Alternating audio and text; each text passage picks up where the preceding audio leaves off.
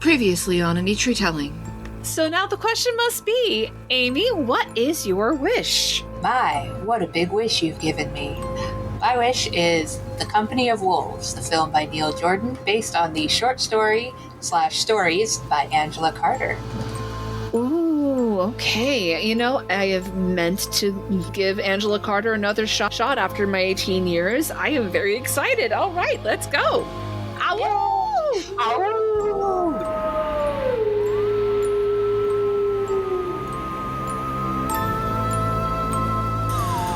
Once upon a time, there was a sweet little girl. Everyone who saw her liked her, but most of all her grandmother, who did not know what to give the child next. Once, she gave her a little cap made of red velvet.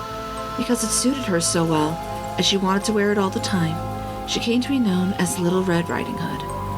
One day, her mother said to her, "Come, Little Red Riding Hood, here is a piece of cake and a bottle of wine. Take them to your grandmother. She is sick and weak, and they will do her well. Mind your manners, and give her my greetings. Behave yourself on the way, and do not leave the path, or you might fall down and break the glass, and there will be nothing for your sick grandmother." Little Red Riding Hood promised to obey her mother. The grandmother lived out in the woods, a half hour from the village. When Little Red Riding Hood entered the woods, a wolf came up to her. She did not know what a wicked animal he was, and was not afraid of him. Welcome to A Neat Retelling, the podcast where we explore all the ways old tales are made new. I'm your host, Jasmine Garcia. Welcome once again to Monster Month 3, Dream Warriors in the Underworld.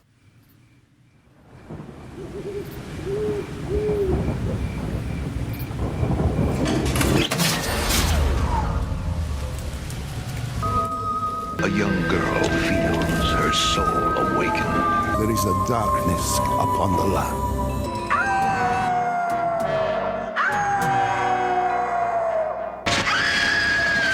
The meanest dog you'll ever meet, he ain't the hound dog in the street. He bears some teeth and tears some skin, but brother, that's the worst of him. The dog you really gotta dread is the one that howls inside your head. It's him whose howling drives men mad, and a mind to its undoing. Where fairy tales end and nightmares begin. You'd think they never met a girl ghoul before.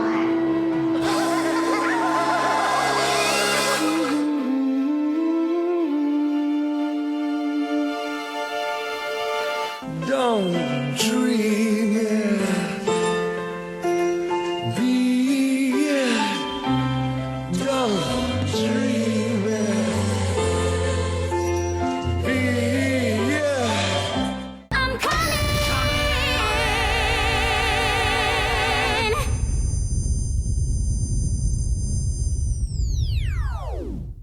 and joining me today are... I'm Sam Marchioni, and I'm slowly regressing to that point in childhood when I was so terrified of wolves that I had to have a sign on my door saying no wolves allowed because, you know, wolves can read.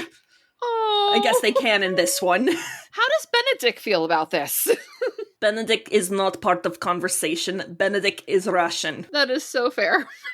I'm Grady Smithy, Snakebit Cat on the socials, and I guess nice really is different than good. So you're the first person to make that. Hi, I'm Gillian. I was gonna say, oh dear, how uneasy I feel through this entire movie. And I mean this as a compliment. And our Wish guest of honor herself. Hi, I'm Amy Lovelace, and I actually am a wolf, so, you know, if you're uncomfortable with that, sorry. Not remotely. We are anti-wolf slander on this here podcast. And today we are granting Amy's first wish, which is to cover the film The Company of Wolves, which is based off of the short story by Angela Carter, and is, of course, which you probably guessed from just the title alone, a very, very bizarre take on Little Red Riding Hood. Greetings, I am IER60, Star Wars Retelling Connections. Point of intersection found. This is a degree 5, featuring multiple crew from the prequel, original, and sequel trilogies, Rogue One, Solo, Return of the Ewok, and Andor. For uncredited amendments, check out eachretelling.tumblr.com. sibling blogs. So the question must be, Amy, why the Company of Wolves? Well, it's actually partially in your description. If you go back, it's not as bizarre of a take as you might think. You know what? That is fair. I would say my thesis statement on this movie and the short story is that it is about feral girlhood. And as we were saying kind of before we started recording, in a world of buzzy, algorithm-y titles for the female experience that is often trans-exclusive, etc., feral girlhood is actually quite old. And my best friend and I, for whom this is a very important kind of movie to our friendship, have kind of taken on that title for quite a long time, since we first met as 16, 17-year-olds on LiveJournal. Enough said. That's the capital city of feral girlhood, I would argue. That and honestly, this was one of the holy relic movies of that time period of LiveJournal. But the definition of it was, loving and resonating with traditionally feminine things, but knowing you're always inevitably going to get it wrong, quote unquote. Like, you were the awkward weirdo who knew what ring around the rosy actually meant. You weren't graceful. You didn't always get actual fashion or trends right, even though you liked girly things. And, you were still imagining that elves would take you away at 13, 14, much too old to still be thinking that. And instead of whatever ridicule you might have gotten turning you away from being feminine or girly, it just thrust you deeper into the woods.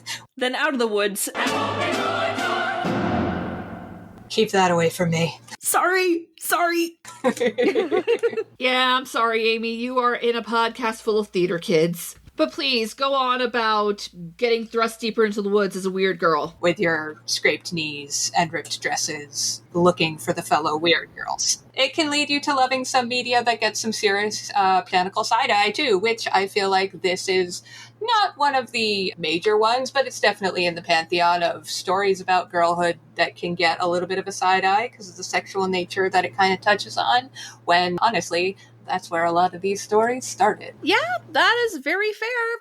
I say bizarre just because to the average person, this wouldn't make sense. But to people us who are nerding out about old school fairy tales, no, I see exactly where Angela Carter was going with both the short story, which is actually quite different from what goes on in this film, which just naturally because short story versus feature-length film. But no, I see exactly where all of this came from. So with that in mind, what is everyone's connection to the story of Little Red Riding Hood? She was kind of technically one of my first Halloween costumes. Aww. So the story is, I didn't want to wear a Halloween costume. My parents were asking, what do you want to be for Halloween? I'm like, I'm Samantha. And I kept saying that, and they're like, okay, she has this little red coat with a hood, so we'll just put it on her, and we'll tell people she's Little Red Riding Hood, and people would go up to me and be like, oh, how cute, you're Little Red Riding Hood. And I went, no, I'm Samantha. Oh, you had a little trouble grasping the concept of Halloween costumes, huh? Oh, poor baby. In hindsight, the tism was so obvious.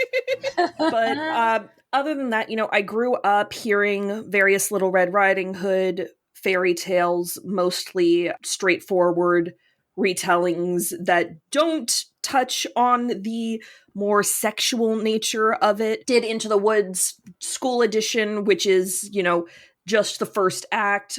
I was a mouse in the Little Red Riding Hood scene. So basically what that amounted to was watch the scene where the fairy tale gets reenacted and then clean up the set during I Know Things Now. And, then we started getting horny about the fairy tales, and I saw the Amanda Seyfried, Gary Oldman, Twilight-esque one, and I saw The Looming Spectre. And all that had to offer, and honestly, the costuming for OUAT does have smacks of this movie, but OUAT wishes it were as horny as this movie.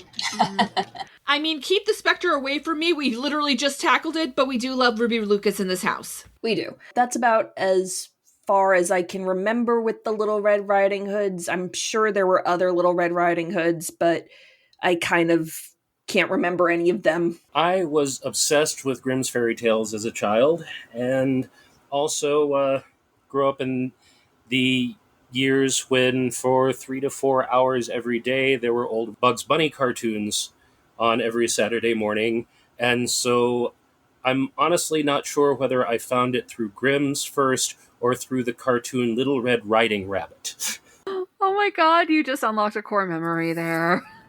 Yeah, wow, unearthed. There was just something about the utterly obnoxious line delivery that Red Riding Hood had in that cartoon that always had me laughing. I got a little bunny rabbit which I'm taking to my grandma's to have, see? What about Red Hot Riding Hood? Did any of us see that? Yes. I did see that. Yeah, that one. I'm not saying that there are probably a number of sexy Little Red Riding Hoods that were inspired by that, but I'm not saying that. It's almost like the original tale had something kind of going on about it or something like that.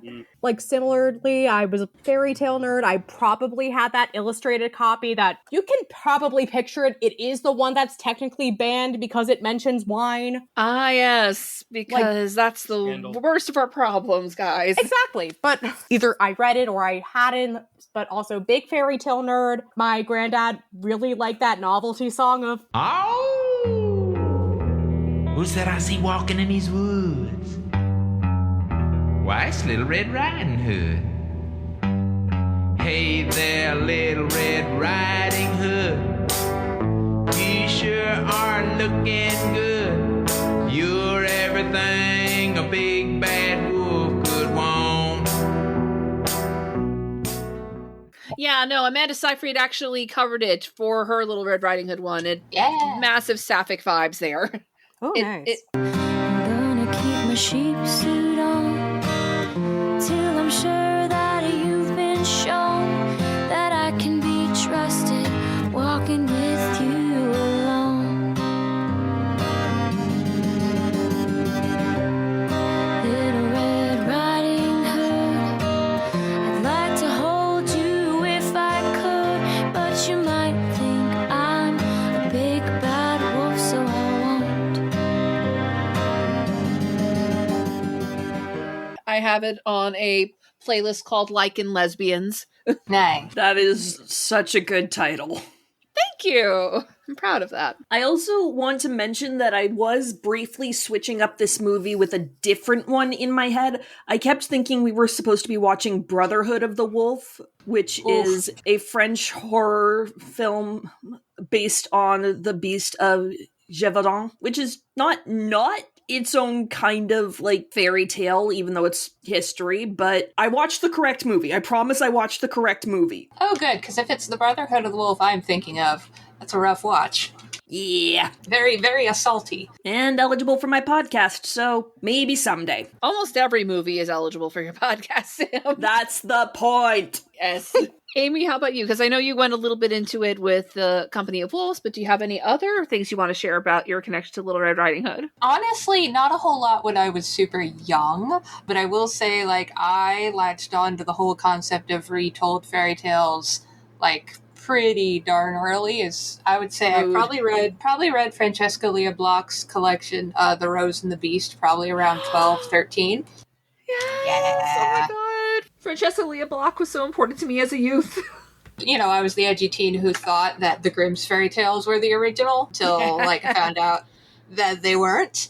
And that's when I really started digging. And yeah, so I would say there were other fairy tale characters that were a little more, like, you know, we covered when I was last on, The Wizard of Oz, obviously. I latched on to Dorothy. That was my pedantic autistic kid, actually, was like, I was the know-it-all going to the themed birthday party with silver shoes, trying to tell everyone wearing ruby slippers that they got it wrong, because in the book they were silver. But yeah, so I would have said that Red Riding Hood when I was a kid was kind of low on the tier. When I hit teenage years and started seeing, you know, this is one of those movies that, you know, a little later would dig in. But yeah, I think what it was just wolves. I loved wolves as a kid before I met Red. Yeah, no, wolves have been a favorite animal of mine for a long time. So for me, I had a complicated relationship with this fairy tale because on the one hand, I was fond of it just from an imagery standpoint. But the wolf slander, though. The wolf slander. Yeah, and I think that's why going back, and because when you go really back to the oral tradition of this kind of story, which, it goes back into Beauty and the Beast, it goes back into the Greek myths, it all goes back to something, right? But in very early versions where, there's a mother, a child, a grandmother, a wolf, maybe a woodsman, in those early versions, she's not actually told what to fear in the woods, or she's not told what exactly about wolves to fear. She is extremely sheltered. It was very, goodness, why on earth could I resonate with a story about someone being told to fear something, stay away from something, but not given any of the practical reasons why? Oh. Just stay away. Yeah, girls in general, I feel like are fed that message, unfortunately. Girls and people who are assigned female at birth, I would say, unfortunately. Yeah, and I think it was, wrote this actually in a journal when I was probably in my early 20s. That was when nobody tells you why to be afraid of something, when you say what big eyes you have, the better to see you with. What does a teen girl want more than to be seen? Damn. Bars. It's oh. And what big ears. You need Exactly. You gotta to hear you with everything that nobody else is listening to. I can hear them with my big old wolf ears. And there's no chance of being misunderstood, intentionally or otherwise. They say hell is a teenage girl. Nah, it is hell being a teenage girl. But anyway, as for my further connections to it, there's also this one Disney cartoon where Little Red Riding Hood meets the Three Little Pigs, which is something I'm surprised doesn't happen more often. Well, in the 2002 revival of Into the Woods, it technically didn't happen, but the Three Little Pigs showed up, and Hello Little Girl was technically a duet with two wolves, was played by the two princes, but... Interesting. It didn't work. Huh. Yeah, it's too bad it wasn't good, because that's a good idea. It's an interesting idea. I am also really fond of Into the Woods. It's one of my top 5 favorite musicals or something. And I also, when I was in elementary school, part of the origins of this podcast is it seemed like every year we had a unit on multicultural fairy tales, which I'm sure does not happen anymore. Or at the very least, they're trying to stop them from happening. But anyway. There was this one picture book. Have any of you ever heard of Lon Popo? Yes! Yes! Yeah. That's the Chinese one, right? Oh god, Yes. that scared the shit out of me. It's such a beautiful picture book, too. I kind of want to get a copy because I'm looking at this cover. It's God, those watercolors, those glowing eyes. No, I remember being really fond of that version. Again, as much as Once Upon a Time is the looming specter that haunts my dreams, I am also really fond of it. And, in my teen years, that was when I was starting to slowly get more into the different types of monsters, and of course werewolves and Red Riding Hood go together like peanut butter and jelly. Yeah. And at one point I was writing a werewolf Little Red Riding Hood in this what was gonna be a big old fairy tale crossover that I swear like I said in the first episode, I must have manifested Once Upon a Time by accident. Although in this case, her boyfriend was the one who turned her into a werewolf. It was a whole thing. And also at one point, Shammy and I were doing these pitches for fairy tale retellings, and one of them was Little Red Riding Hood. We put her in a hijab. It was pretty cool.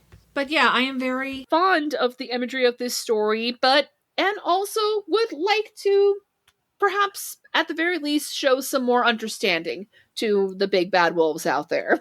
Yeah. And the funny thing is, my mentor Melissa did recommend The Bloody Chamber to me when I was a teenager, but unfortunately I hadn't quite gotten out of the more prudish mindset by the time I had first gone into it, and pretty much the minute I got to the first sex scene in The Bloody Chamber, I was like, no thank you. I was not ready for that. But I did revisit it now in preparation for this, and these stories are so strange and so lyrically written.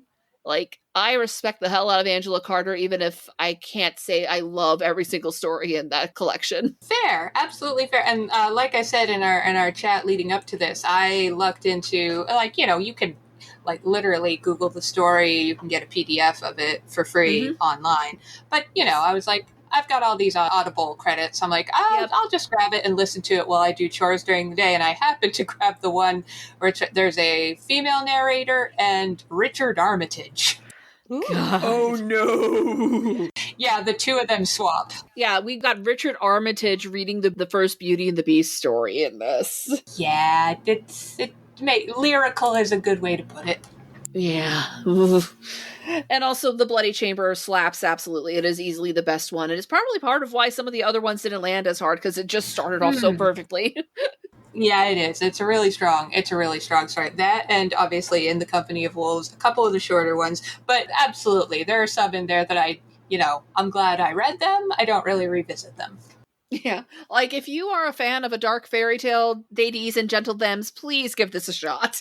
Mm-hmm. And yeah, so like I said, The Company of Wolves was a very short story that ended on a very strange note. Like, I get what she was going for, but I was like, huh. And they decided to do a feature-length film of it. So let's get cracking on that. Yeah. It's just the logic of a dream and nothing more. Jazz, I know in the chat that you said that this is Labyrinth for goth kids, and I absolutely see the point you're making.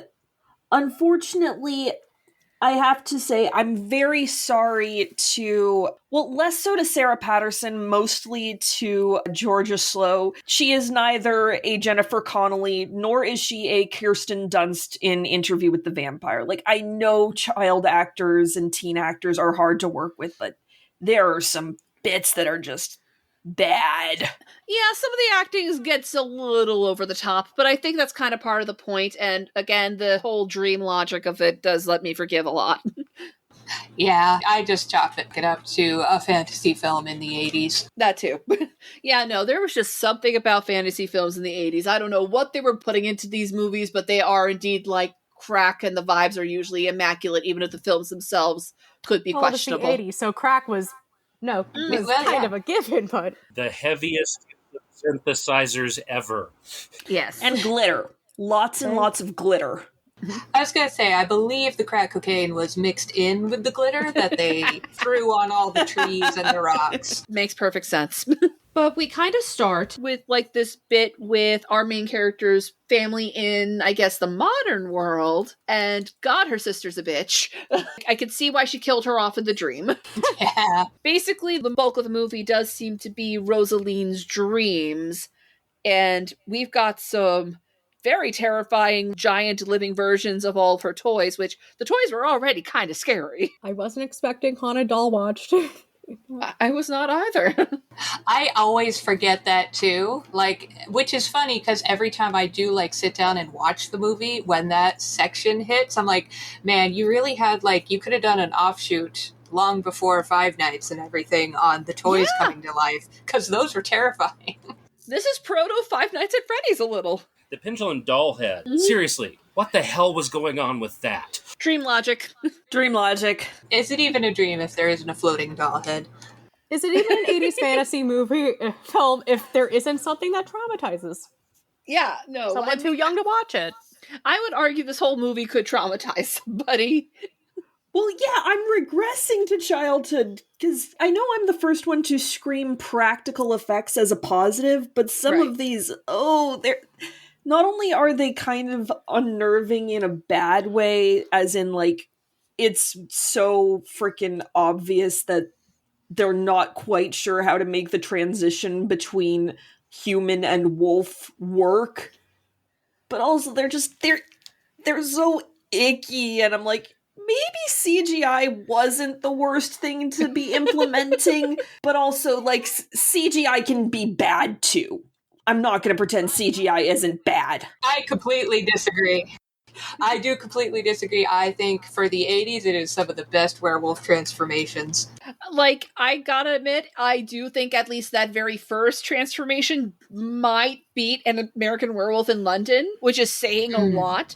With all due respect to Rick Baker, that is still one of the best werewolf transformations of all time. But I think that first one is just so horrifying, it might beat it. I really do need to think about it. It's all that exposed tissue, and that's this man all the facial features morph, and it's Yeah, and I will say that first one is so good, it makes any subsequent one look a little like stuffed animals at times.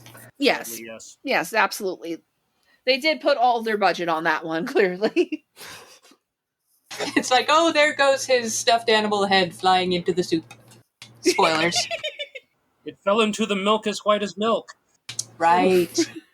God. Basically, a lot of this is just either Rosaline telling stories or her grandmother, played by Angela Lansbury, motherfuckers! I mean, that's another big beef I have with the movie. I'm sorry. This dude killed Angela Lansbury, and she's fine with it? Because he became a wolf, and that means he looks sad? Saved the population of Cabot Cove. We're not there yet. We're not there yet, but justice for Angela Lansbury. Yeah, again, I chalk it up to this is a weird fantasy that Rosaline is having. You know, that the whole idea is that, you know, Amy, I think you're the one who said how it's like girls should be allowed to have their dark fantasies where they still call the shots, basically. And it's normal and healthy. Yeah, I'm a big defender of the canon of movies, which Labyrinth is in, and a couple of course, rather more adult. I don't know if anyone here has seen Valerie and Her Week of Wonders. Can't say I have, but I'm intrigued. I have not. It is in this pantheon very much so. I would give it a word of caution only because the actress was 13. There's a little bit of nudity in it, and the director was a man. So yeah, it's one of those things where you're like, 60s check new wave, but it is kind of, it's the same thing of like when you experience something in fiction made real, and it's a safe space where you can act out what would it look like, what would attention from an adult man look like, but it's not happening with a real flesh and blood person who could harm me. And it is like, you know, sometimes you want to, as much as you love them, as wonderful as they are, as much as they look like Angela freaking Lansbury, in your head you want to break away and, you know, have it all burn and have your own thing. And I feel like it really, really touches on that. I think like this movie is very much like in that center between one extreme with the very like, you know, permissive for mostly ill 60s and, you know, the family film of Labyrinth. This is right in the middle of that, showing you like the bloody reality of that, as well as keeping you, the viewer, you're safe. This is her dream, you know. And actually, it does occur to me, like, Angela Lansbury is the one family member we don't see in the modern world, so could we maybe read this as her dealing with the fact her grandma is actually dead? And her sister says at the beginning, like, hey, stop grieving. Get out of your room. Ooh. Hey, aren't you wearing my lipstick? But no, I think that's going to be my headcanon for this movie. Like, this is partially her dealing with the loss of her grandmother. Yeah. Murder, arson, jaywalking. The three genders. Tag yourself, I'm jaywalking. Yeah, me too. I'm from New York. It's what we do. We see, even within the dream world, like, she seems to be the only one who actually likes spending time with her, even if she is quite strange. And just sidebar, is the time I watched that red cloak in this movie looks so comfy. It's so gorgeous. I honestly was very offended when it got thrown into the fire. Right? I understand why, metaphorically, but I'm like, no! You can still wear it as a wolf. It'll look so cute. She didn't need it anymore. Yeah, and I get that metaphorically, but still. But yeah, this is also kind of partially an anthology film. Which was pretty popular in the 80s in the horror genre. Hell, last year on Sam's podcast, we covered another one called Grim Prairie Tales. And much like Grim Prairie Tales, we got some weird, dark fairy tales, because one of the first ones we hear about is this newly married couple, but the husband kind of up and disappears. She believes he was taken by all the wolves, and so she remarries and has kind of a miserable life with 3 children, but her first husband returns and starts screaming at her and starts transforming into a wolf, and her current husband kills him. But when she sees his dead head, she, you know, it's quite horrifying seeing your first husband, your first love die, but her husband has no sympathy for her. It's very, very sad. Be fair, being told that the guy he killed is like, looks just as beautiful as the day you met him. She didn't even say beautiful. She just said he looks just like the day I met him. Like, let your wife grieve, Jim Carter. Damn, I know you're married to Imelda Staunton IRL, but come on. Yeah, no, I remember reading that portion in the book, and I'm just like, oh, so both of your husbands sucked. I'm so sorry, ma'am. That's almost like it's a part of the movie, that men kind of suck. Yeah. All men aren't pigs, but they are wolves. It is kind of telling that lesson in a different way of like, don't trust a man whose eyebrows meet, don't trust, etc., etc. And she's like, oh, so I'm supposed to trust all the men you've been describing to me in these stories, Grandma? The one who, smacked his wife for mourning her first husband, or the one who abandoned his pregnant peasant girlfriend to marry a noblewoman. These are the guys I'm supposed to be going after, Grandma? Also, where do we stand on women with one eyebrow? Like, is Frida Kahlo a werewolf? Is that what Grandma's suggesting? I hope so. That would rock. Does Rosalie start growing a unibrow? The unibrow is one of the classic signs. It's true. Rosalie stops plucking. Yep, and you can absolutely tell this director had the Interview with the Vampire movie in him. Like, you can see the signs all throughout the movie. Especially towards the end. Even kind of picked a Brad Pitt-looking dude to play the huntsman. Kind of. Angles. Cheekbones.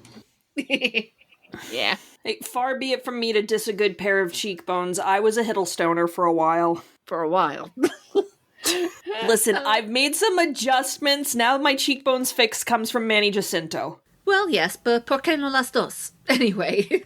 Like I said, you got a series of fairy tales while Rosaline's also dealing with the death of her sister in the dream, like her quote-unquote real sister in the modern world, alive and well and shrieking. But she did die within the narrative of her dream. And she's also dealing with getting attention from a local boy.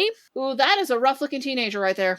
I'm sorry. Yeah. Puberty has not been kind to this young man, which I think is also why he is the one who gets, like, turned into a tree or trapped in the mirror or something by Zod. No, I think that's a separate character. They do look very similar, however, yes. I thought they might be connected at one point, but I'm like, no, those are two different actors. He does kind of look like Jimmy Olsen, or like a... Well, yeah, he is getting attacked by Zod.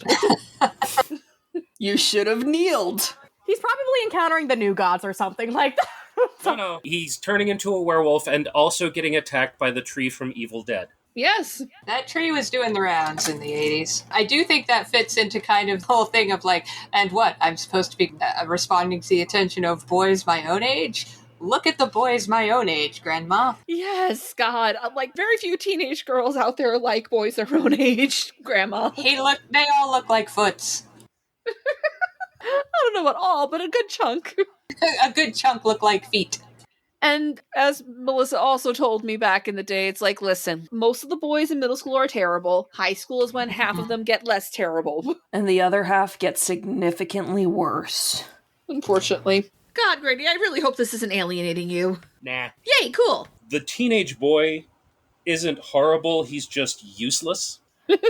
Right. But every other man, with the exception of the servants in the rich people are horrible scene, every other man in this movie, choose the bear. Yeah. Seriously, choose the bear over any one of them, except the guy who, bless his heart, is trying his best at not looking like a foot. I mean, this movie is clearly pro-choose the wolf, but your point remains. I will, in defense of the service workers who see the Enchantress and are like, respect. Yeah. You do your thing, we'll do ours. Class solidarity. Oh no, them I respect in this. Every man that is not a servant to someone, or the kid that looks like a foot. Absolutely horrible. In the kid's defense, and I definitely understand why Rosalie is not that interested in him. But, like, he is at least trying, I guess. He's the one who sees that something's going on here. Yeah. He does also kind of ditch her in the woods, though. Yes. Yes, he does. Like, he is imperfect at best. He's 13. In all fairness, he has just seen a wolf attack and he's freaking out after also panicking when he couldn't find where she was. Exactly. Like, it's just... What teenager isn't just stumbling along? He's just a kid and life is a nightmare. I don't know what you're talking about. I was an exceedingly well-adjusted teenager who had no problems ever. Yeah, but oh yeah, same. Yeah. I'm Now, what are you doing here?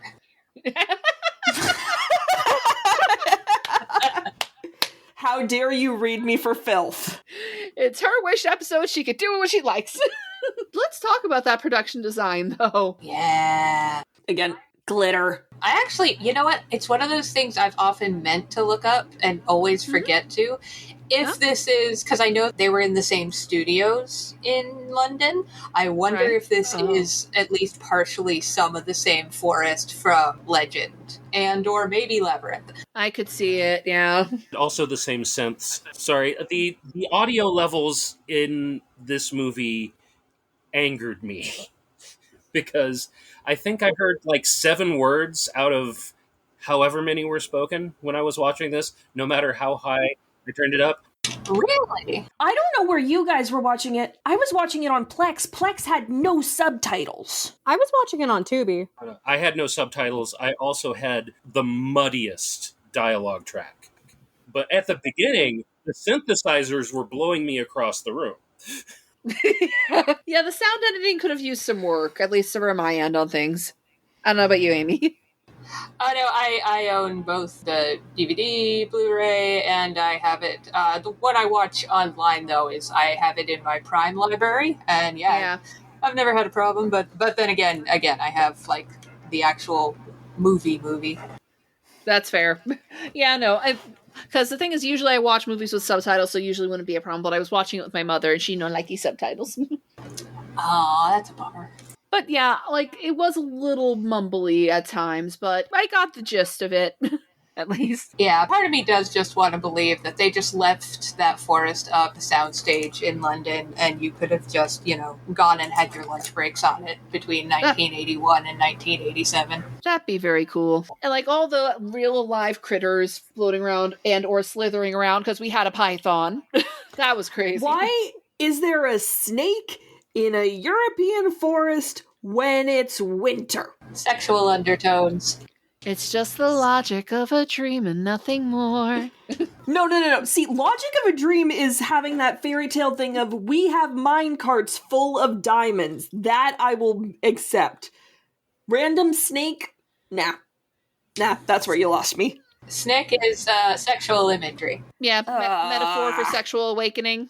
Sexual awakening, also healing. Not to mention the whole Garden of Eden thing. Yeah. Lucifer! Very much at that point in the story is leaning heavy on the Garden of Eden temptation sort of thing. Yeah, that tracks, especially once Prince Charming Wolf comes around. And I guess he stole Lestat's outfit. Yeah, I love... This is neither here nor there. It is here, actually. But I love when she finds the nest with the eggs in it. Yes, that was fascinating. Like, it's such a beautiful shot, but also, and then they hatch and it's like these little baby statues that cry. That's like peak dream imagery, peak relatable, peak.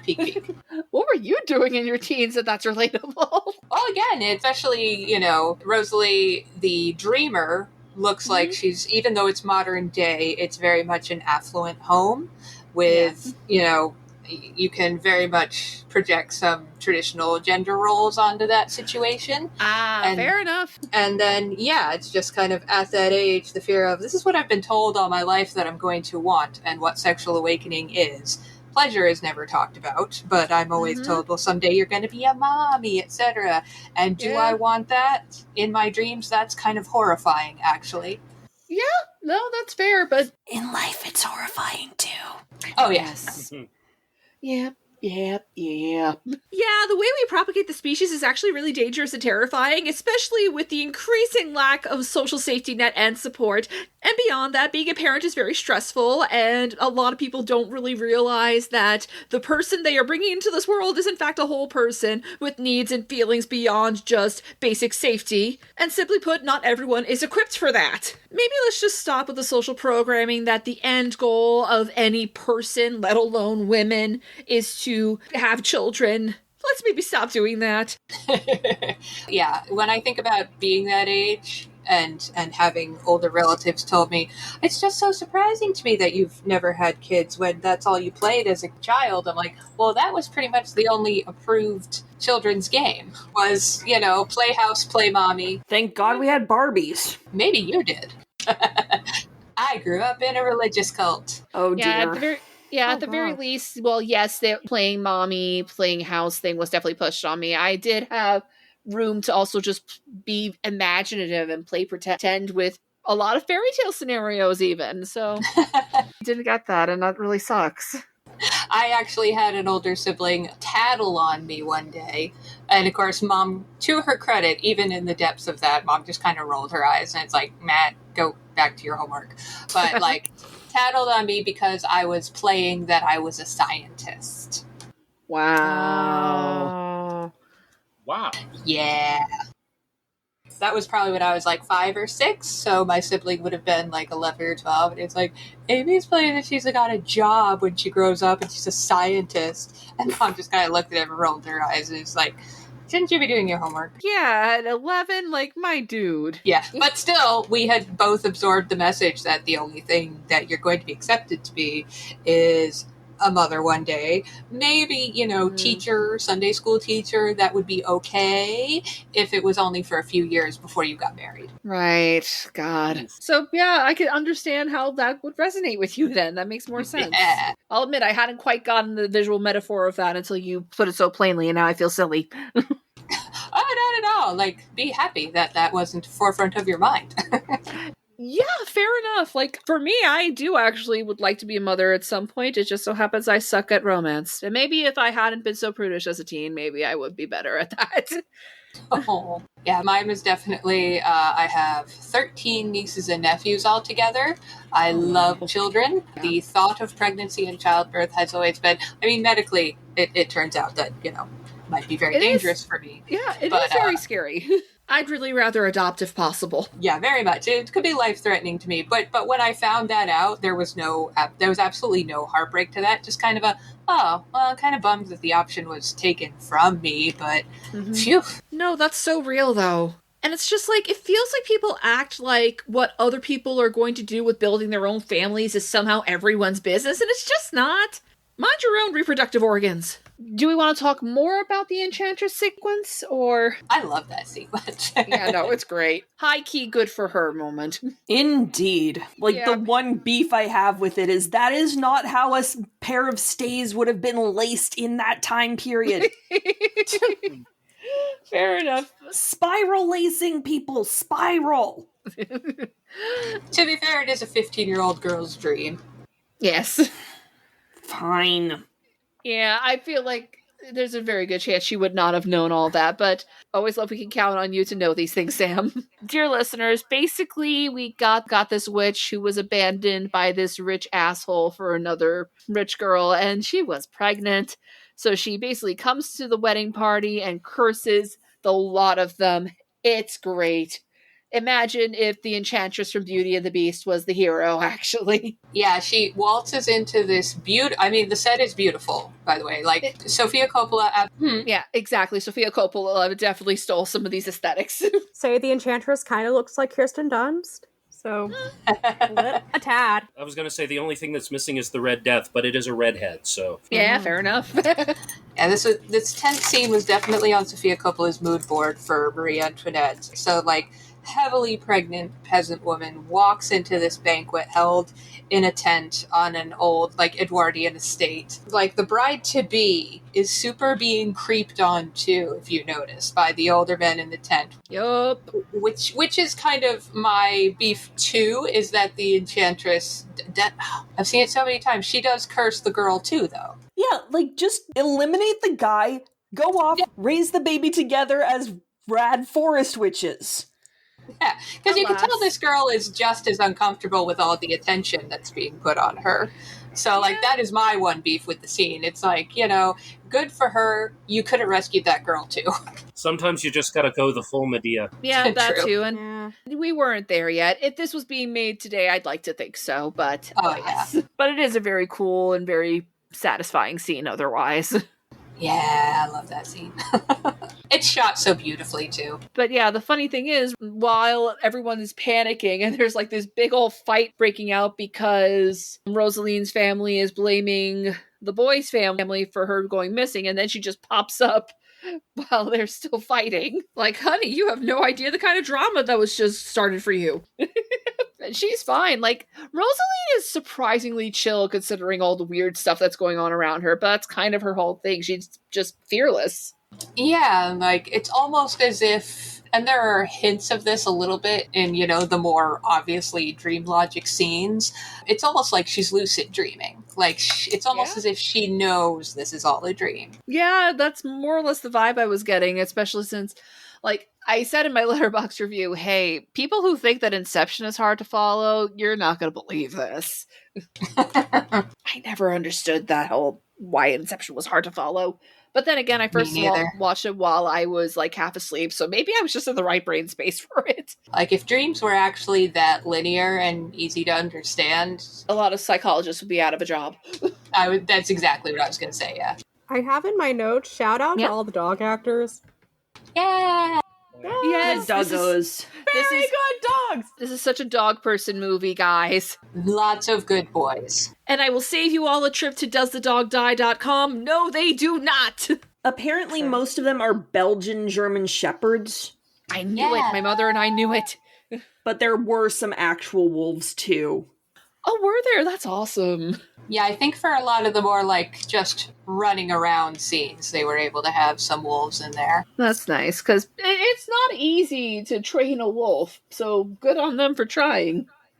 I wonder how many of those dogs they had to, like, tamp down their tails in some way, because I don't think they had CGI yet to make the waggies stop.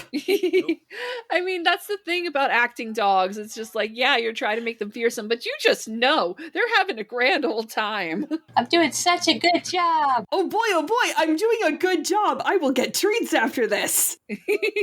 I did post this Letterboxd review in the chat. I like movies where there's a lot of dogs running around. They're supposed to be all menacing and fierce, but you could tell they're all good boys having a fun day on a misty wood set. Like, maybe the worst thing happening to them is that something's getting shined in their eyes in a weird way. Or there's a very loud noise. Yep. So many smells.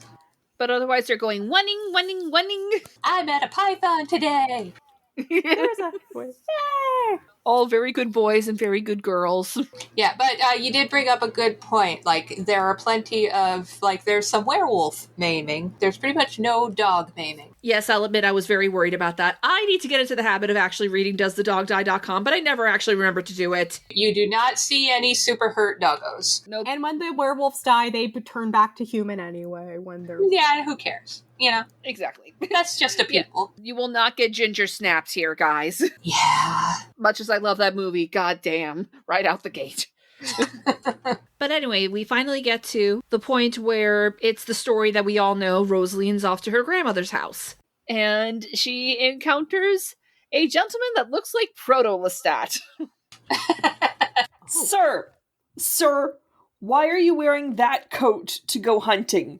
Sir, that is too much glitter. It's a dream. It's all happening in a dream. It's a 13-year-old girl's idea of what an ideal man who's gonna seduce me in the woods. Yeah, several time periods are mixed. I can't take that argument seriously when they made 2 movies out of Chris Hemsworth being the huntsman. And oh boy, will we get to that eventually. Honestly, I just assumed that this guy was one of the nobles from the wedding banquet that, because werewolves live a long time. I mean, it depends on the lore. Like, in some lores, werewolves actually tend to die younger, but you know what? I actually quite like that headcanon. There's nothing that contradicts it in the movie. I don't know if we saw him, but that's actually a fun theory. Yeah, and of course, again, going back to the dream logic, it's like, so that story bleeds into the next part of her dream. Why he would have that kind of Baroque adornment, etc. And also, it's kind of just a Prince Charming outfit. He just looks like Prince Charming from an illustrated Cinderella. Yeah, exactly. Like, she's mixing all her time periods throughout this. Yeah, like, at this point, she is probably still just young enough that the idea of Prince Charming is still appealing. Let's face it, some people never grow out of that.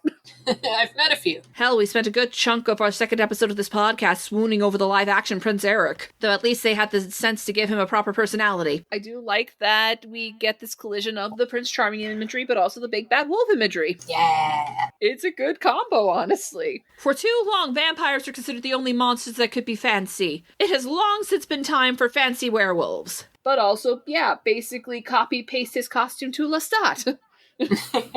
Honestly, there were some vampire vibes with him in general. Like, Editor Jasmine here.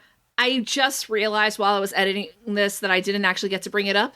He looks like a proto-Ian Somerhalder, aka Damon Salvatore from the Vampire Diaries, and I did confirm this with our resident Vampire Diaries scholar, Nick Castle, so thanks for that, Nick. Just that feeling of, yes, Granny has to invite you in order for you to murder Angela Lansbury by knocking her head off and it shatters. Like, I have to believe she's okay. She's okay, she just, her spirit went to, like, Maine or something and she's gonna solve murders there.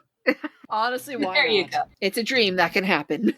And it is kind of that feeling, too, of how she, the grandmother, immediately recognizes him for what he is. Because, of course, she does. She's been the one who's warned her this whole time. She's the equivalent of that old man from Friday the 13th going, "You're all doomed." Yeah, and it's just like, again, you didn't tell me all the things he would do that would be wrong. All you've been telling me is what terrible things people do to wolves, Grandma. And that they sometimes have unibrows. And don't like, trust them. And literally the worst thing that she's told her granddaughter about wolfmen is that they don't know how to use a pair of tweezers.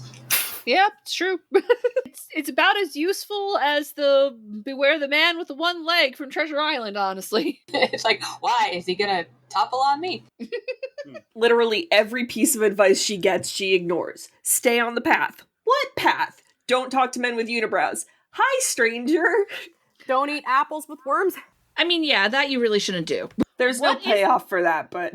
No. Well, it started, but also something Garden of Eden imagery. But also, fun fact, Sarah Patterson did play Snow White. Exactly. I was about to bring that up. I think like a year later. Diana Rigg as the evil queen. Hi. Yeah, the one that's not fairy tale theater. I always mistake it is. Canon movie tales. But again, I think, it's a fun detail. It's like, you don't take any of the advice you've been given. She hasn't been given, and I think every teenager, or, you can relate to it when you were a teenager, is like, you told me not to, you didn't really give me compelling reasons as to why not. Exactly, and You didn't respect my intelligence. Exactly, and it's just inherently in the teenage experience to rebel. Unless you're given a good reason not to. Getting a little personal, but when I was a teenager, I had a couple of people interested in me, and then, one actual boyfriend who's significantly older than me. And, no matter how mature you think you are, and you might be among your peers, or rather your interests are mature, you are not chemically or mentally any more mature than your peers. It's just that your interests lay elsewhere. Or you may be a little more serious, or you may be a little more this or that, but you are still hormonally everything a teenager. You are still a child, but heaven help anyone who fucking says that to you when you're that age. Because those are the magic words that are going to make you go, I'm going to stop listening to everything you say because I'm taking it as you are underestimating my intelligence. When really what got to me was a slightly older female friend not saying any of that. Like, I was 17, she was 21. And, she's not saying any of that. What she says to me is, no, I get it. He likes this. You both like this. And she's like, I like those things too. And I'm like, yeah. So why isn't he dating me or someone of my friends that we all go to college together? Why isn't he with one of those girls?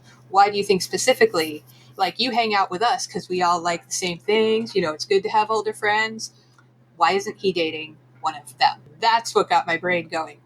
Oh, she didn't underestimate my intelligence. She didn't talk down to me. She talked to me right at my level and said, no, I totally get it. Like, it's tough when you don't have friends your own age who are into the things you are, who are talking about the things you are. But, like, why is he looking for someone your age like that? And that broke through way more than any adult saying, you are a child, you're naive.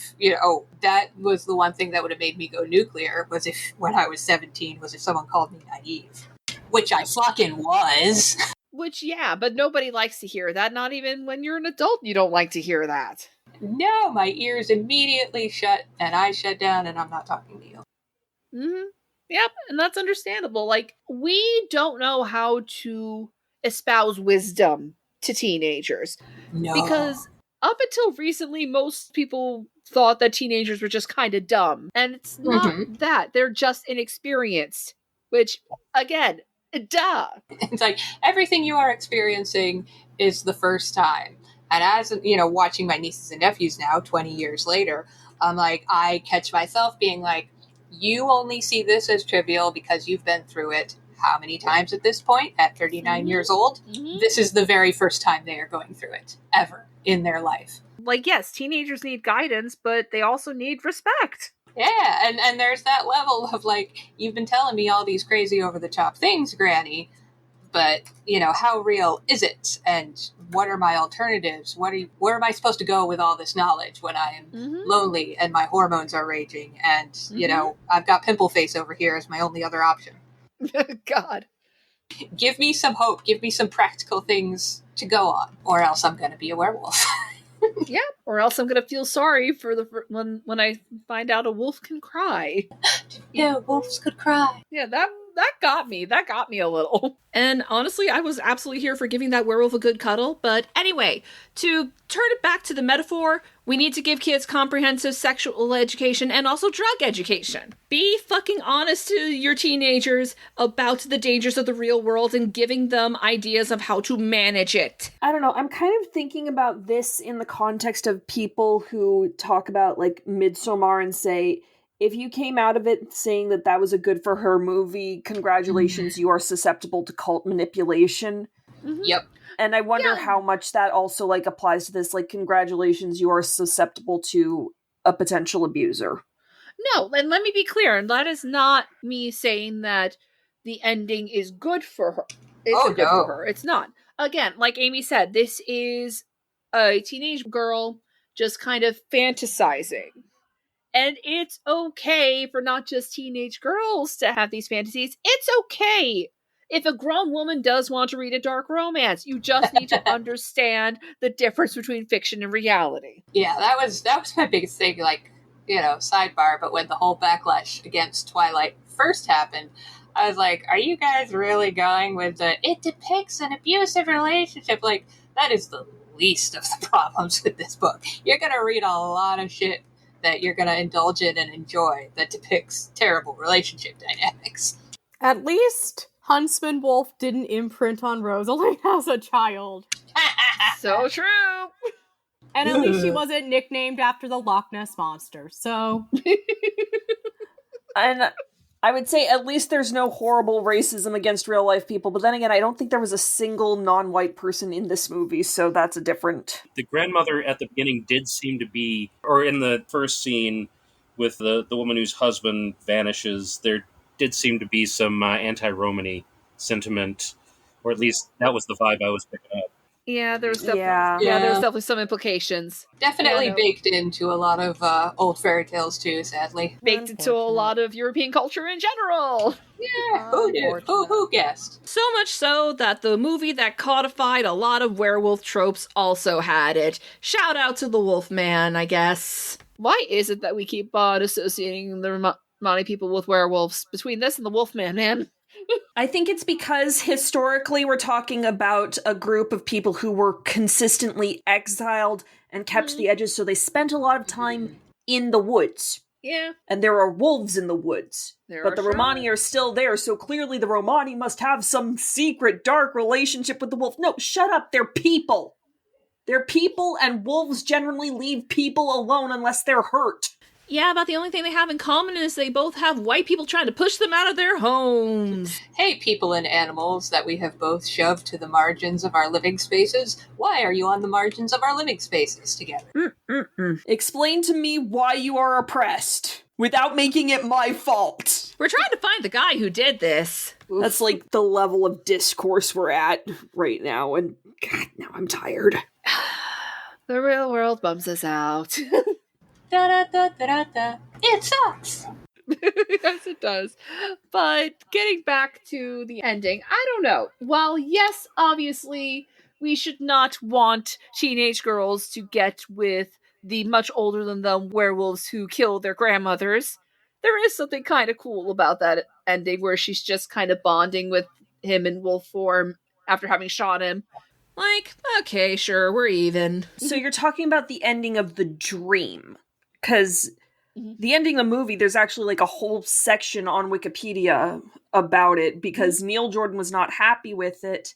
And I want to read the quote that Wikipedia has. Sure. The only thing I was not happy with in that movie was the ending. That's where the limitations of the budget came. The theme of the movie is a young girl's discovery of her own power, so to end it with her screaming was not enough. What we had written was her waking from this strange dream in her bedroom, standing up on the bed and diving into the floor. The floor is like a pool of water. She vanishes, and this floor kind of ripples and goes back to wood again. I just didn't know how to realize it. I think the ending now blunts the film as a whole, which I absolutely agree with, because I think a lot of what is making the ending of the dream bad for me is that the movie as a whole, like, ends with this girl just screaming in bed as she gets so many doggos. Yeah. Which is a shame. It would have been better if she was delighted by it somehow. It would have held the metaphor on a little tighter. Let the horror be this experience has created a monster instead of her being fearful of it. Because according to society, nothing is scarier than a teenage girl enjoying herself. Especially if she's doing it quote-unquote wrong. Yeah, and ending on that kind of note of her imperiled is, I've never liked that. And yeah, you're right.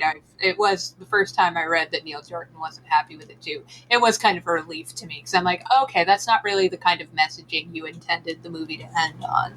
But also, scary's kind of exciting. Yeah. You know? Oh, for sure. But nice is different than good. Yes. Exactly.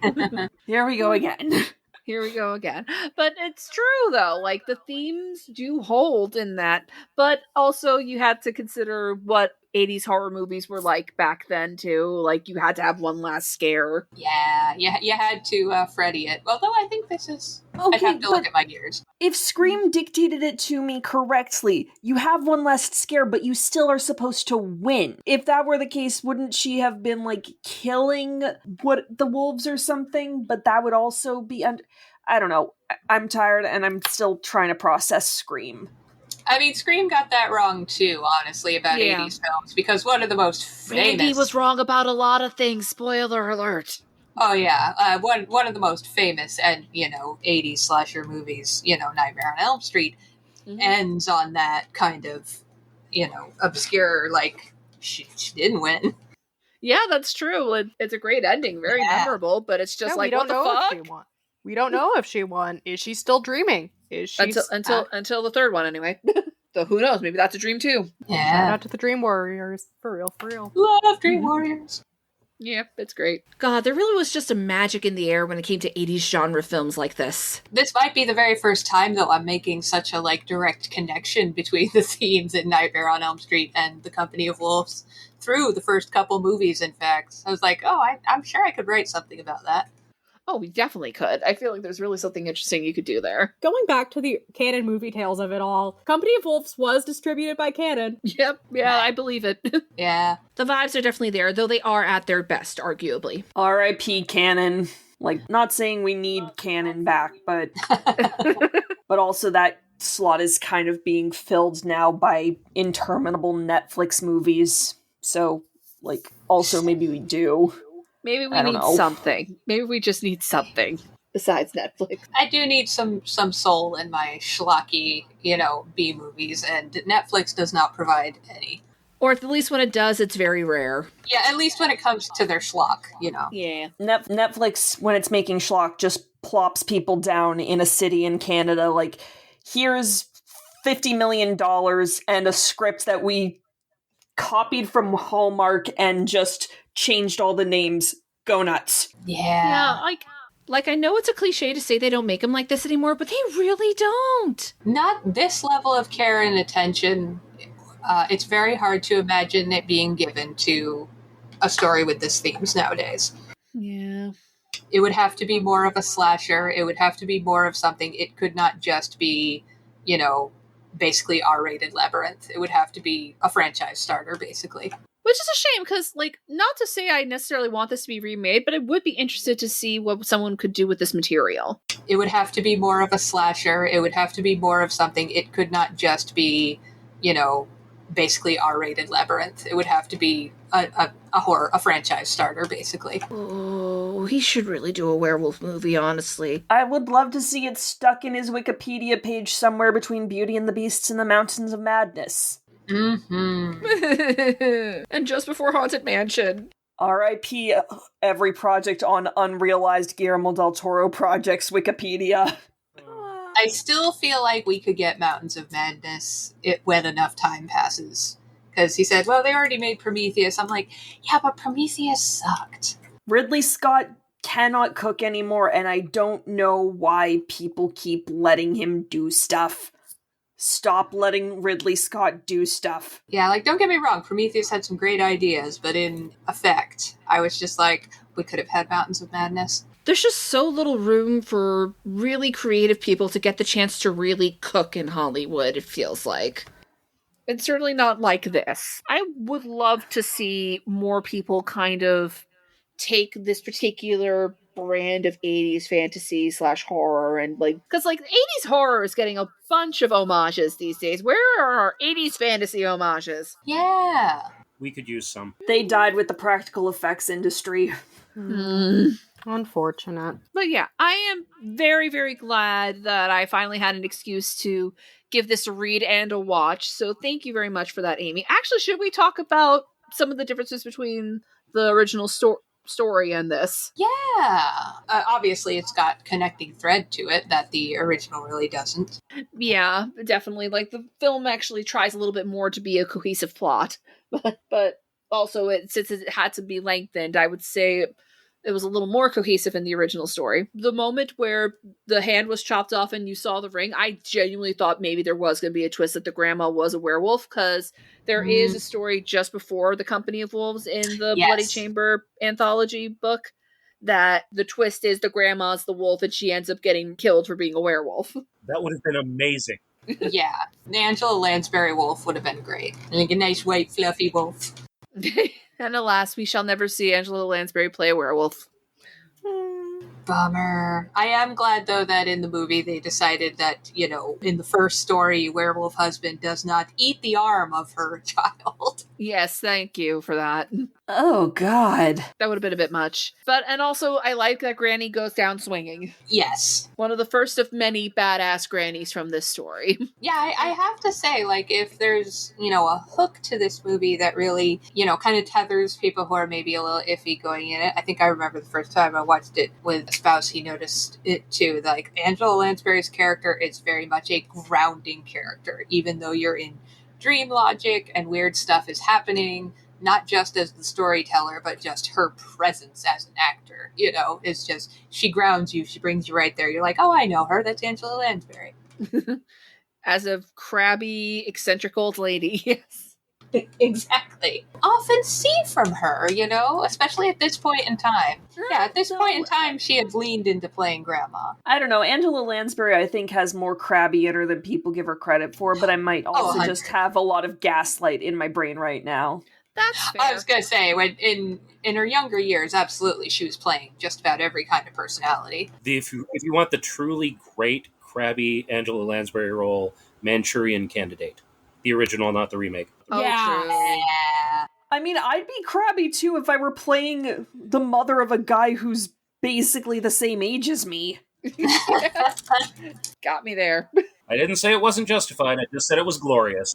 I was going to say, we think it's bad now. Yeah, but no, this is one of the more unhinged I've seen of Angela Lansbury, second only to her Mrs. Leavitt, of course. Yeah, she didn't do flat out weird that often. But yeah, one of the big differences between this and the story is the ending, because the ending goes a lot more sexual in the original story. I mean, the short story overall is much more sexual. It's a lot hornier, and given that they out and out say that the main character is 13, it did get me a little I see what you're doing here, Angela, but I mean, 7 years is a werewolf's natural span. Yeah. Quoting from the short story, I'm like, that doesn't make it better, but I get what you're doing, Angela. It's not, we're not supposed to be taking this literally. Yeah, exactly. I feel much more comfortable with that than I do with some of the stuff Gregory Maguire wrote in Wicked. Yeah, there was no dream happening there. But yeah, again, thank you very much, Amy, for giving me this excuse to finally give this a watch, since it is very much my brand. It's a little weird it took me this long. I was honestly surprised, especially because I know Dalton is also a bit like, it's one of the things that we nerd out on together, is just how much we love this movie. So I thought for sure you would have seen it. Yeah, no, I had never gotten around to it until now, so thank you very much for finally giving me an excuse to. Yay! Now you have even more weird dreams. Get more out of life, see a fucked up movie! Hell yeah. Ellie, what are you doing here? Yeah, sorry, she briefly possessed me. I guess we're just gonna have to deal with that. Sometimes it is Halloween. That tongue upset me. Oh yeah, the tongue. Put that tongue away. Yeah, I was trying not to think about that. That was Madame Tussauds Gene Simmons is on the loose. Put that thing back where it came from. Listen, it is no worse than Venom's. And we all know how people feel about Venom's tongue. What does that do? Sorry. Hey. I was trying to hold off on any monster fucking joke from as someone as penance for all the ones I made during Pan's Labyrinth, but I mean, number one, we support the monster fucking jokes around here, and number two, this is a terrible movie choice to try to hold back. I was gonna say, this is at least in the text. yes. You are justified. Exactly. But the overtones, the undertones, the in-the-between tones, some Freudian nature of it, but the innuendo, the outnuendo. The sepia tones. Rumor, speculation. Up your endo. Hey! Good night, everybody. Da-da-da-da-da-da. Aside from my beef with the horrible audio levels on the copy that I watched at the beginning, for me at least, it would have worked as a much better movie if we had just dived straight into the stories and not had to have it be, oh, it's a young girl who's traumatized having a dream at the end, so that we can then end it with, it was all a dream, ... No, it wasn't. Let's kill her now. I would have vastly preferred it if it had ended with the werewolves running off to go be free in the woods. Yeah, that's fair. I definitely remembered that more firmly than what was actually the ending. Thank you for having to remind me of that, Sam. I guess Neil Jordan would be happy that you are taking away the ending that is more in keeping with the story they were trying to tell. Yeah, I love it as framed, the entire movie framed as a dream. But yeah, that it would have been a better ending if it just well, obviously she's going to wake up eventually. We don't need that, but we've got the sort of self-fulfilling, powerful dream that she's having. We know it's a dream. Right off into the sunset with your wolves.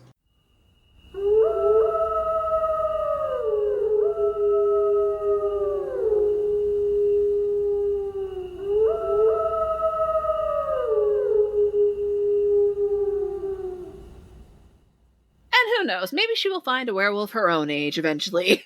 So why does Little Red Riding Hood endure? Stranger danger. Much stranger danger. Mm-hmm. Yeah, and I feel like, you kind of cover it when you get into that. It is kind of the story of, tell me why I should be afraid. Equip me for the real world with more than just a covered basket and a red cloak, I don't know if anyone here watches or listens to Dimension 20 at all. Oh, yes. Hi! We love Hello. Dimension 20 around here. And I've been here the whole time. Sarah Patterson is now my new Ilfa face claim. Yeah, so Never After is my absolute favorite of Dimension 20. And Understandable. I love Emily Axford's take on her, and I think that's, taking it in a comedic level when it gets to, the awakening sexuality, and she ends up with a wooden boy. But there is that kind of shift nowadays to embracing monstrous femininity. And I feel like there's a reason that since this honest take, there have been lots of stories of Red becoming the wolf and becoming the werewolf. And, instead of it just being a story where, the tidied up version is, the huntsman saves them, cuts grandma out of the wolf, the little girl is safe from all the scary stuff. And it's like, well, that's not a story a lot of us can relate to anymore. But becoming the monstrous thing, that's definitely something we can all relate to. I think it's also, to keep it on the Never After train, I think it is the continued notion of the big bad wolf as an archetype, popping up from Three Little Pigs. And popping up in Never After the way that it does, and in Peter and the Wolf, and in numerous other fairy tales where there are bad, scary wolves that make a 4-year-old think that a pink construction paper sign will keep them out of her room. Yeah, and kind of the idea of the wolf is what you need the wolf to be. I think he's kind of like that in Never After, too. It's like, well, you needed a monster. Actually, I did have one last thought. The scene where the guy is making the deal with the devil, I love the fact that when this Rolls Royce is rolling into, 13th century, whatever, at first the headlights through the fog look like the reflection of light from the eyes of the werewolves. So at first you think it's a wolf coming in, and then no, it's this car that isn't going to be invented for however many hundred years. That was just charming. Yeah, and, the heavy-handed imagery of you think you know what this bad thing coming at you is going to be, and then it jukes and it's something else, and do you still recognize it as the wolf? It actually is. I also have in my notes the devil does in fact wear a suit and tie.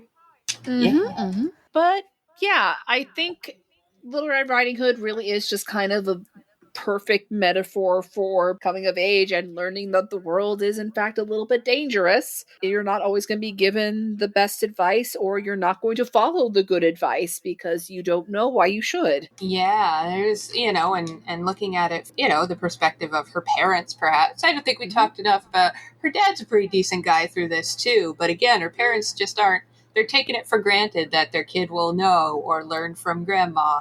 And it's more the idea that you have to equip the young people in your life with more than just a stern warning and a red cloak, And you would think after losing one daughter they'd figure it out, but no. All you need to know is that you lost your sister. I'm like, well... Okay, but why? Okay, why did I? Where is she? In conclusion, dear listeners, if you take nothing else from this episode, fucking talk to your kids like people. Absolutely. Talk to my children? Ew, gross. God. I mean, that's how a lot of them seem to act sometimes. And honestly, that's kind of how I got the moniker of cool aunt. Is because I never, at least once they were a certain age, usually about over 8 or 9, I never talked down to my nieces or nephews. I was like, listen, I may have limited energy for children, but I definitely have just enough to not treat you like an idiot. And more people should follow your example. They're just short people, man, who haven't experienced stuff yet. Yeah. Any other final thoughts? Unibrows are okay. Yes, please take that from this episode as well. Bring back capes. Yes. Unless you are flying, then no capes. No capes! And thank you for indulging me, Jazz. Of course. This is definitely a treat rather than a trick. Hey! Yeah. Who has stuff to plug? Most of my stuff is currently redacted, but I will say my spouse is an animator, worked really hard on a show called Carol at the End of the World. It is on Netflix right now. Ooh. It's been out for a few years, but, most of his stuff can't really talk to until a few years afterwards. It's really great, kind of optimistic view of the end of the world and what that looks like for the average human being who maybe just has, average goals in their life. Yeah, I weep like a child every time I watch it, and not just because I remember how tough of a production it was. Aww. I am the host of 6 Degrees of Star Wars, the podcast where we explore all the ways George Lucas's flagship franchise surrounds us, binds us, and penetrates us in the landscape of cinema. And this movie is eligible. All the movies are eligible so far. We have yet to find something that breaks the system, so come check us out wherever pods are cast, and find me on social media at Demisem. Find me on most things at Losile, Losile, and I cosplay, so you can find that link on my Blue Sky. She's very good at it. It's true. Take the compliment. Okay. I'm SnakeBitCat on most of the socials, and if the mentions of Canon Films intrigued you, there is a documentary about that company called Electric Boogaloo, The Wild Untold Story of Canon Films, which is a ride. Intriguing. I'm Cutie Puppy Fire on most of the socials. That's it. Cool. And this week's Hero's Call to Action is actually a little more personal than usual. because it's coming from friend of the show, Charlotte Driftwood. This is a GoFundMe that their wife, Nia, has posted recently to basically help escape chronic fatigue hell. She is a full-time self-employed artist, and unfortunately, due to multiple issues, it has been very hard for her to keep on working at the level that she needs in order to survive and support her family. So if you have room in your wallets, please consider donating to her GoFundMe. You can find the link in the show description. You can always find me at Faye Revere on basically any social media website you could find. And you can follow this podcast at IR Podcast on Twitter and Blue Sky, and anitretellingpodcast.tumblr.com on Tumblr. If you'd like to help us reach the next chapter of our story, please consider rating us or reviewing us or commenting on the podcatcher of your choice. And if there's room in your wallets, please consider donating to our Patreon, our Ko-Fi page, or the Support the Show link below. We do have some perks that go along with it, and it also would just really help us hopefully make this podcast a little better, allow us to maybe even post more frequently. But even just having you listen to us talk about these stories means the world to us. And much like the stories we talk about, telling your friends and family about us helps us continue on. And speaking of the next chapter of our story, next up is...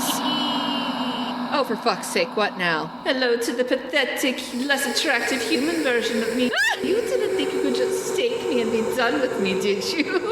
Vampire doppelganger, are you kidding me right now? Why are you showing up now? It's been months! Oh, come on, it's October. What do you expect? The veil is thinner. You should know about this. Now stop asking stupid questions so I can haunt your ass. Yeah, hard pass. Bye, bitch.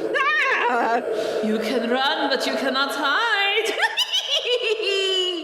God, as if my life isn't stressful enough. What the hell am I gonna do? Oh, come on. My room is messy enough without you poltergeisting it. You get your hands on my books, you bitch. Okay, there's gotta be something I can do. Someone I can call. Oh, that had better be someone coming with good news. Oh, hi, D&D. Not to be rude or anything, but I'm kind of in the middle of a crisis here, so unless you know how to thwart the ghost of my vampire doppelganger... You know, now that you mention it, I have an idea or two. Oh, that's fortuitous. Don't suppose you have another one of those? Oh, sure. Just don't cross the streams unless I tell you to. Obviously. Oh, thank you for the new toys. Let's go.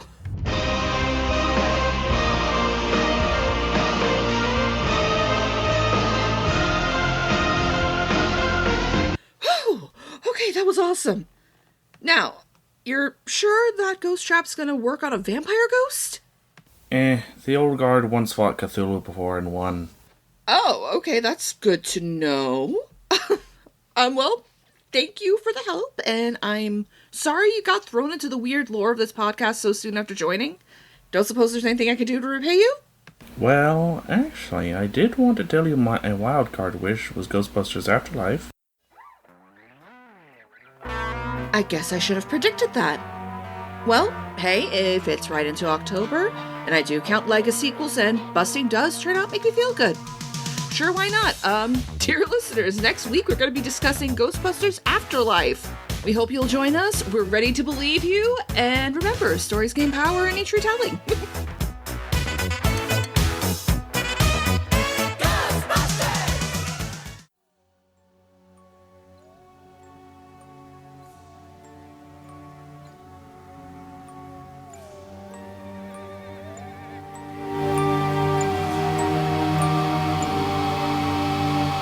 All three of them were happy.